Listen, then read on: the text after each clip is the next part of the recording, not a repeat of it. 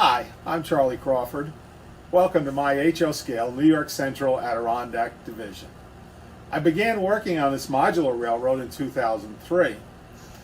Originally, the layout was set in 1927 with steam locomotives, 50-foot open platform passenger coaches, and 36-foot refrigerated and boxcars.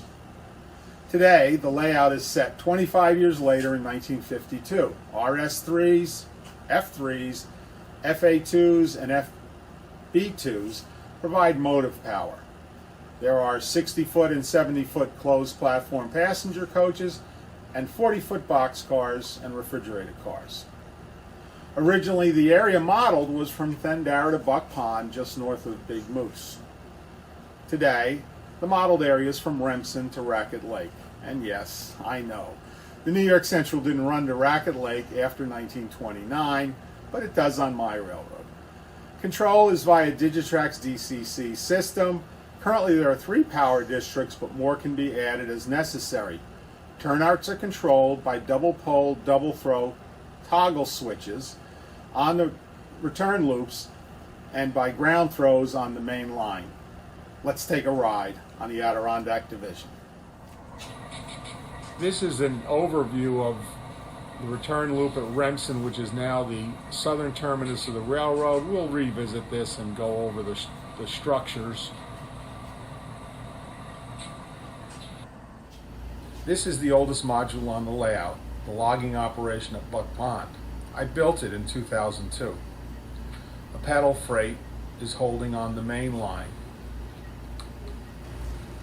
Next is Mckeever, a relatively new section. This is a work in progress. These are the first of many kit-built company houses and a scratch-built depot. This Y has been on the layout from the beginning. Here is the new reverse loop at Racket Lake, which is currently the northern terminus of the layout. Structures and scenery will be added.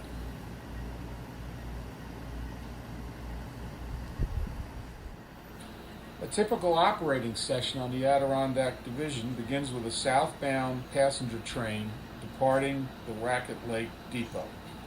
Note the locomotive servicing facilities. This train will run south towards Thendara and meet with a northbound train there. This section will be a flag stop for Fairview.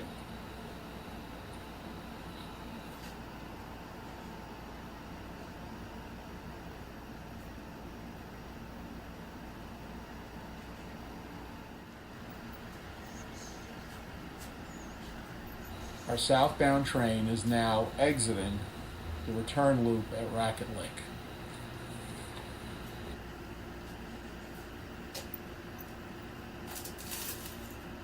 Our southbound train is now on the Y, and when it will enter the main line and the twice around center section of the layout.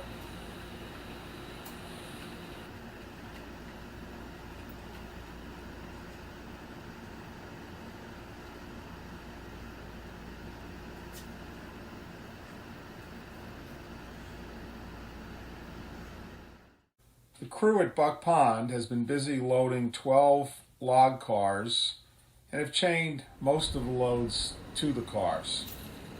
Post-World War II, the Grass River Railroad purchased a GE 44 tonner. In 1952, that's what they're using.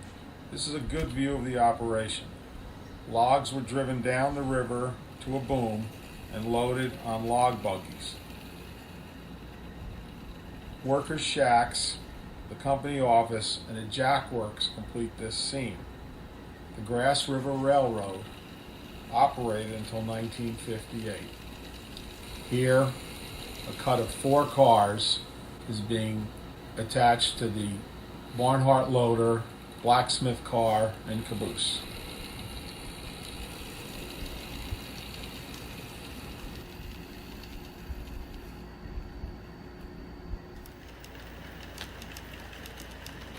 A local freight passes Buck Pond as the 44-ton locomotive is about to pull out with our log train.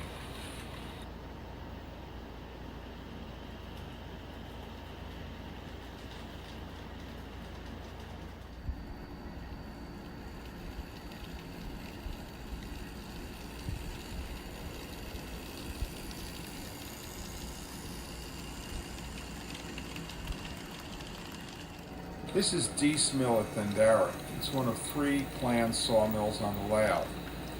Before the log train arrives, a passenger train passes by.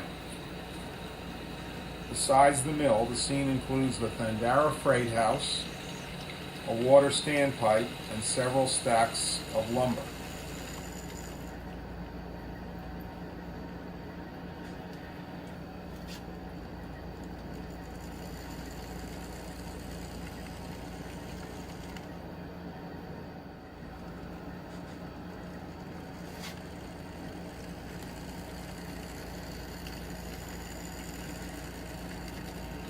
The logger will pull out empty cars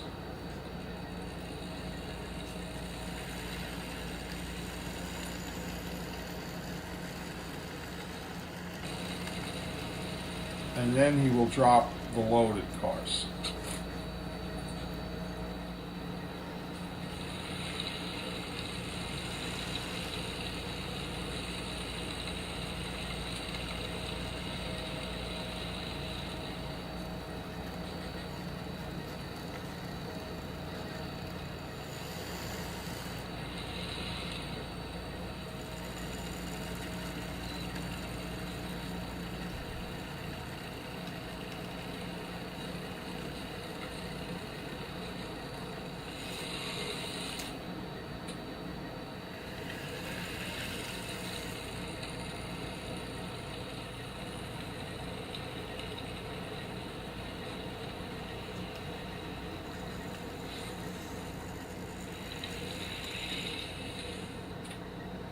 The Barnhart loader and blacksmith car will be spotted last.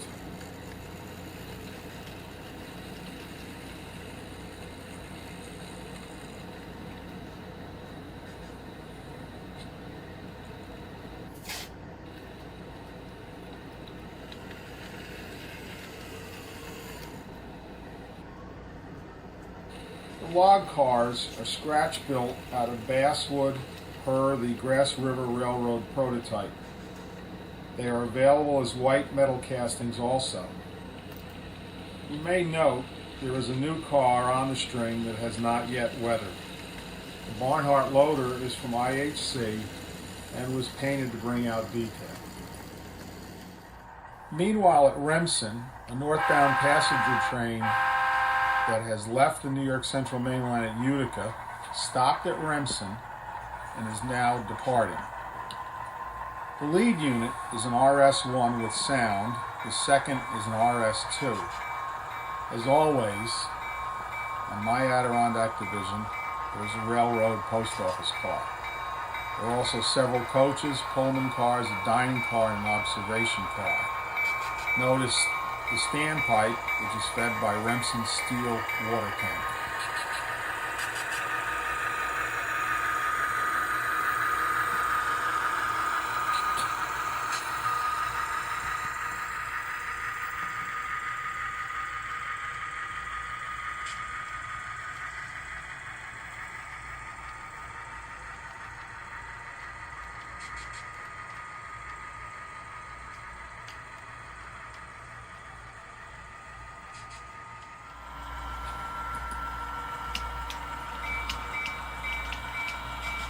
Our northbound train is taking the passing siding at Cayuga Lake, where we see automobiles waiting, to drop off and pick up passengers.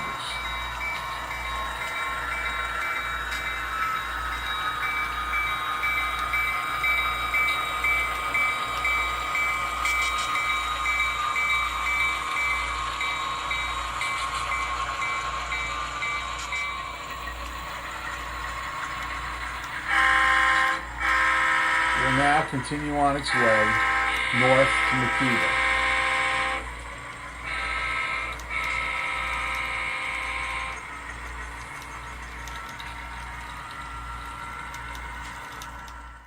This is the depot at Mckeever. It's a scratch-built structure. This is one of the more interesting depots on the Adirondack Division. It began life similar in appearance to the Remsen depot, and to save money, a second floor was added to house the station agent and his family. The dimensions of this model came from the book silver rails through the park. And here, the train is stopping, picking up and dropping off passengers, and leaving the depot. Here, our log train with empties is returning to Buck Pond to pick up another load, and passing is our northbound passenger train. One of the curiosities of the Adirondack Division is that passengers shared the rails with log cars. Here's the Stone Arch Bridge over the outlet of Buck Pond. Earlier, we showed you the logs being driven to the log boom for loading at Buck Pond. This is the Woods Lake Inn and a bay on Woods Lake. There are fishermen, a small outboard, and a family returning from a fishing trip.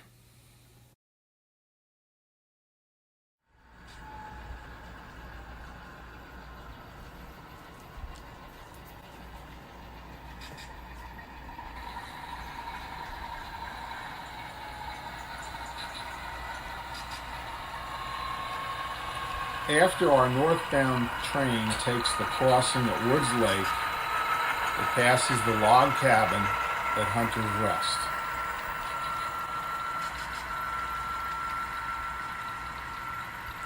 This is a scratch-built structure I built in 2005. The logs are twigs from my garden.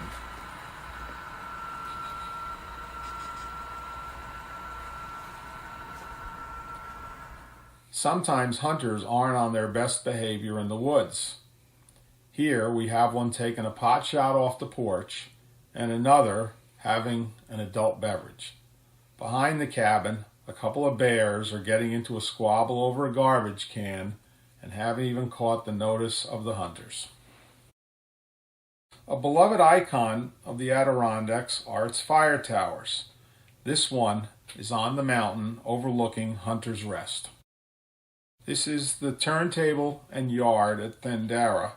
Note the disconnected log trucks in the foreground. Here we have Van Auken's Inn, a hotel across the street from the Thendara depot.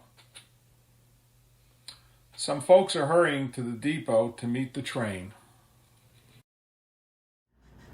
This is a sand house and tower, and here comes our southbound train. He'll be taking the track nearest the depot.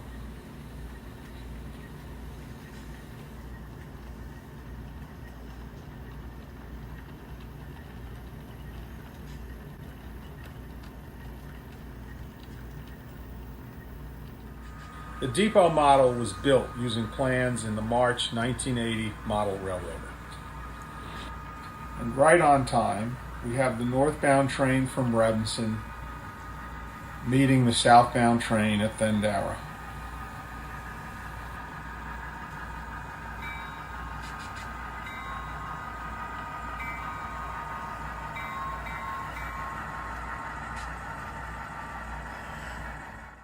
With both passenger trains on sidings, the daily Banana Express comes through. This was a 100-car train bound for Montreal that carried bananas from Weehawken, New Jersey. We're back at Remsen. Let's take a look at the structures that make up Remsen. The Remsen Depot is a model from laser art offered by the Historical Society. The shelter is a modified Atlas canopy. The Remsen Freight House is by Tomar, another model offered by the Society. Here is the Tichy jib crane and an expanded loading dock. Next we have the Remsen Sawmill, an open-air mill with machinery by Woodland Scenics. Main Street Remsen has structures by design preservation models. This is the Remsen control panel.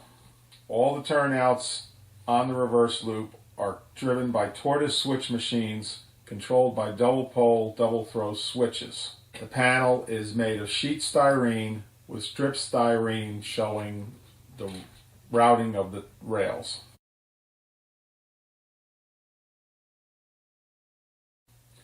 On both return loops, the tortoise switch machine is controlled by a hair, which comes from Tony's train exchange.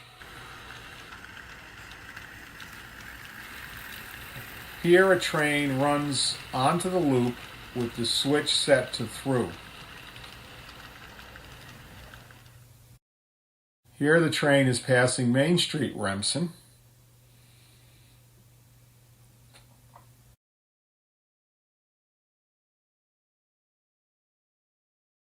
The train has traveled the entire loop, and as it approaches the switch, the hair resets the turnout. This is the power system for the layout. On the left is the command station. In the center, the power pack powers the turnouts on the Y. On the right is one of two boosters, and above is the throttle panel, which also gives us radio control. Thanks for watching. I hope you enjoyed the Adirondack Division.